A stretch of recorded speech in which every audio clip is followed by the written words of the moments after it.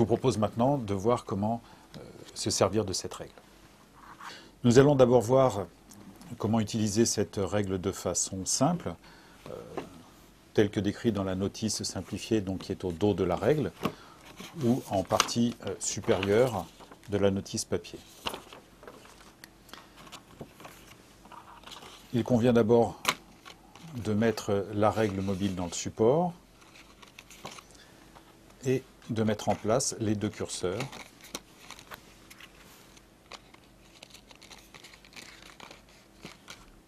Voici. La règle se présente ainsi. Nous avons ici dans la partie gauche les tuyaux de diamètre 70 mm. Dans la partie droite, les tuyaux de diamètre 45 mm. Entre les deux, la division.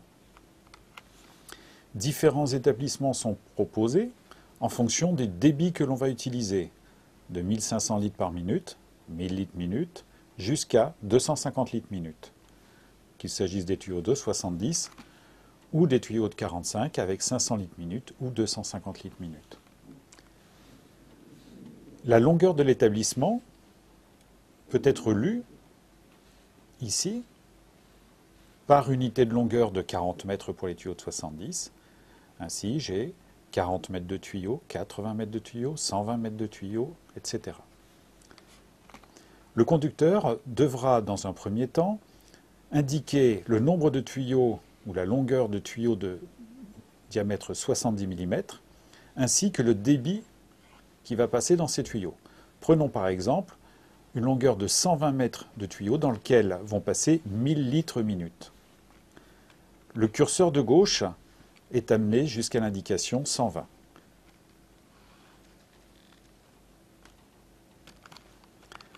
Sur la division, ont été établis par exemple deux LDV fonctionnant à 500 litres minute. Je m'intéresse à la LDV la plus défavorisée. Supposons que celle-ci a été établie avec 3 tuyaux de longueur 20 mètres, donc 60 mètres au total, au 4e étage. 500 litres minute, 60 mètres de tuyaux. J'amène le curseur de droite à la limite du 60. J'ai établi au 4e étage. Les étages sont indiqués ici, de 0 à 10. Je dispose également d'une échelle métrique, 10 mètres, 20 mètres, 30 mètres. Donc c'est ici, sur le palier du 4e, que la lance a été établie. Voici la lance, elle est sur ma règle mobile. Je l'amène au 4e étage. La lance est ici, au 4e étage.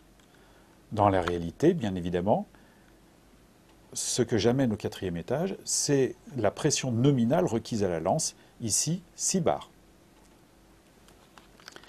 Il ne me reste plus qu'à lire la pression de refoulement nécessaire au fourgon, ici 13 bars et demi. Je répète les opérations. Dans un premier temps, amener le curseur de gauche sur la longueur d'établissement de tuyaux de 70 en fonction du débit que l'on a choisi. Curseur de droite selon le débit et la longueur de l'établissement de tuyaux de 45. La lance est amenée à l'étage correspondant et nous lisons ici la pression de refoulement. Cette règle est utilisée aussi pour déterminer une pression de refoulement nécessaire pour des établissements de grande longueur. Pour cela, je retourne la règle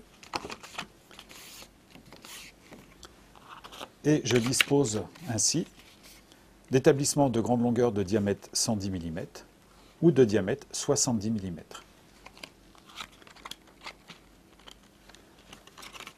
Le mode d'usage est similaire à ce que nous avons vu précédemment. Le conducteur va par exemple s'intéresser à un établissement de tuyaux de 110 mm sur une longueur, par exemple, de 1400 mètres, sachant que dans ces tuyaux de 110, il aura voulu faire passer 1000 litres par minute. Le curseur est amené sur la graduation 1400 à 1000 litres par minute. Supposons qu'il est à une motopompe et qu'il doive réalimenter un engin, donc à 1400 mètres. Il va être nécessaire de choisir une pression à laquelle nous voulons alimenter cet engin. Supposons 3 bars pour se donner un petit peu de sécurité. Il n'y a pas de dénivelé, donc l'indication 3 est amenée ici en face du 0. Je lis ici la pression qui sera nécessaire à ma motopompe, 6 bars et demi.